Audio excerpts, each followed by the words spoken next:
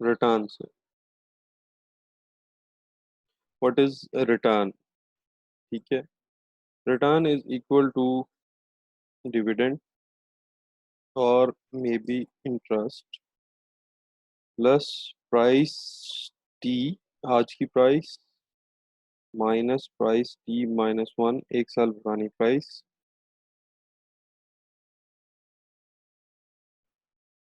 Whole divided by price T minus one. अच्छा, अब हम इसको डिफाइन कर लेते हैं। डिविडेंड कब होगा? जब कॉमन स्टॉक या प्रेफर्ड स्टॉक होंगे, इन पे जो भी आपको डिविडेंड मिलता है साल का। ठीक है, एक साल का रिटर्न यहाँ कैलकुलेट हो रहा है, एक साल से ज्यादा की बात नहीं होती, क्योंकि अगर एक साल से ज्यादा की बात करेंगे तो टाइम वैल्यू ऑफ मनी इसमें इंसर्ट हो जाएगा। तो सिर्फ वन सिंगल रिटर्न की बात हो रही है, वन सिंगल ईयर रिटर्न। तो डिविडेंड, इसका मतलब ये हुआ कि कॉमन स्टॉक या प्रेफर्ड स्टॉक है आपके पास, I is equal to interest means bond है, और बॉन्ड कौन सा है? Coupon bond. देखें, जीरो कूपन बॉन्ड के ऊपर आपके पास क्या कहते हैं, जीरो कूपन बॉन्ड के अंदर आपके पास इंटरेस्ट नहीं होता, इंटरम इंटरेस्ट या इंटरम पेमेंट नहीं होती। और अगर हम कंसोल बॉन्ड की बात करें तो उसकी मेच्योरिटी वैल्यू नहीं होती। ठीक है, यहाँ basically price T minus one लिखा हुआ है। सो यहाँ हमारे पास किसी हद तक किसी सिनेरियो के अंदर क्या कहते हैं, zero coupon bond, sorry, consol bond आ सकता है। कंसोल बॉन्ड इसलिए आता है, उसमें आपको इंटरेस्ट मिलता है, आज आपने कितने का खरीद, आज उसकी कितनी वैल्यू है और एक साल पहले कितने का खरीदा था। ठीक है, टी माइनस वन का मतलब क्या है? एक साल पुरानी, एक साल पहले आपने उसको कितने का खरीदा था, that is price T minus one. Last year price जिस पे आपने लिया, P T is equal to current price. ठीक है, I is equal to interest, ये चार चीजें हैं। रिटर्न बना क्या आपका कि एक साल में आपने डिविडेंड की मद में, यानी अगर आपके पास कॉमन स्टॉक या प्रेफर्ड स्टॉक तो डिविडेंड कितना मिला इस साल में? एक साल पहले आपने उसको कितने का लिया था, प्राइस टी। एक साल, सॉरी, एक साल पहले आपने उसको कितने लिए का लिया था, price T minus one. Current उसकी प्राइस कितनी है, price is T P T. तो ये आपके पास रिटर्न जनरेट हो जाएगा in terms of percentage. Let's suppose last year I bought a preferred stock of rupees 100. I received a dividend of 8 rupees during the year and sold it now at 110. What is the return? तो return के लिए क्या formula है? Return is equal to dividend, dividend कितना मिला मुझे, 8 रुपए, plus एक साल पहले मैंने, सॉरी, करंट कितने का बेचा, 110 रुपए का, प्राइस पीटी। ठीक है, माइनस एक साल पहले मैंने कितने का खरीद रहा था, 100 का, and then whole divided by last year price मैंने कितने का लिया, 100 का। तो हमारे पास आंसर क्या बनेगा यहाँ, 8 equal to 8 plus 10 divided by 100, 18 divided by 100 is equal to 18%। So इस साल का मेरा जो रिटर्न जनरेट हुआ that is 18%। With return there is always a risk. हम रिस्क को डिफाइन कर लेते हैं, variability, variability in your return. It could be, it could be any event, any scenario, और in any given circumstances, the change may produce in your return is called risk। आपके जो return, ये जो 18% मुझे मिल रहा है लेट्स से,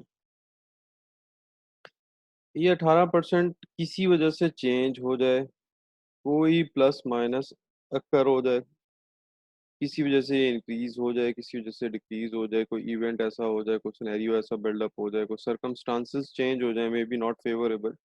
तो जो चीज़ भी आपके रिटर्न्स को वेरिएबल करती है, चेंज करती है, that is called risk. That is called risk. So that means कि यहाँ मैंने एक चीज़ लिखी, events. There are chances of occurrence of events, ठीक है जी। या आप इनको यूं कहें कि हर चीज़ के अक्कर होने की कोई ना कोई प्रोबेबिलिटी होती है। अगर वो प्रोबेबिलिटी हमारे पास होती है तो दैट मीन्स कि आपका रिटर्न चेंज होगा, ठीक है। हमने क्योंकि यहाँ डिफाइन कर लिया, वो set variability in your returns, variability in your returns due to any event, scenario or any given circumstances। It could be anything, ठीक है। तो if it could be anything, that means कि every event, scenario or any circumstances might have a probability to incur।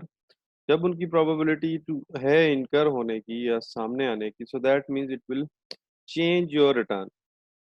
If it changes your return, if it changes your return, then your return cannot be this only 18%, because ये वाला return आपकी probability को introduce नहीं कर रहा। सो जब हमारी probability को इंट्रोड्यूस नहीं कर रहा, तो हम बेसिकली प्रोबेबिलिटी के साथ रिटर्न बनाते हैं, which is called expected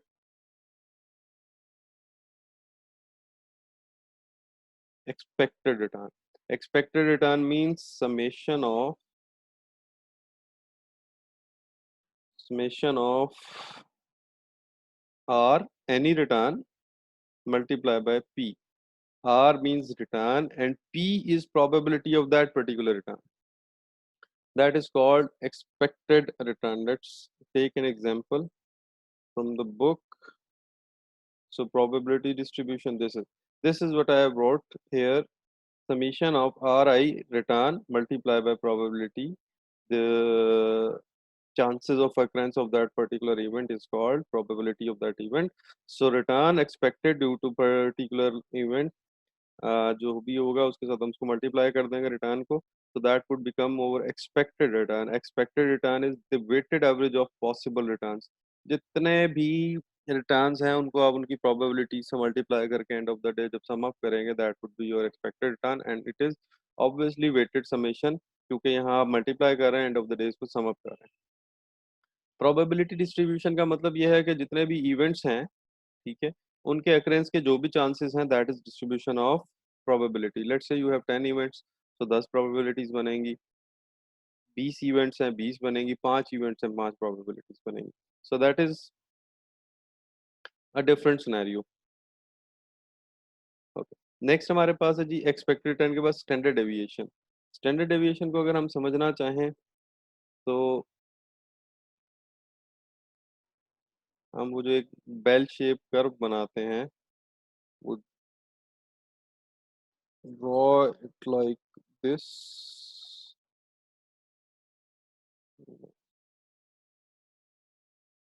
So this is basically your expected return, mean somewhere।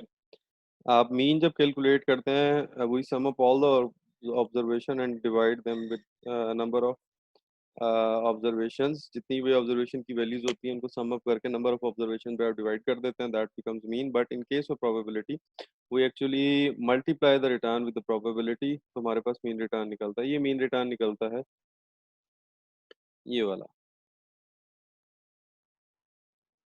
ठीक है।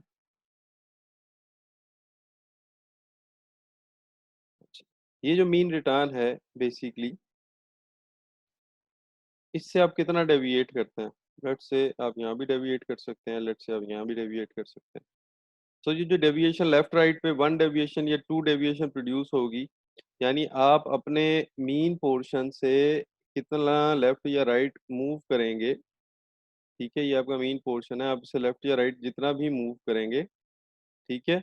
वो बेसिकली स्टैंडर्ड डेविएशन कहलाएगी। हम स्टैंडर्ड डेविएशन इसलिए कैलकुलेट करते हैं बिकॉज़ स्टैंडर्ड डेविएशन हम बेसिकली अपने मीन से डेविएशंस कैलकुलेट करते हैं।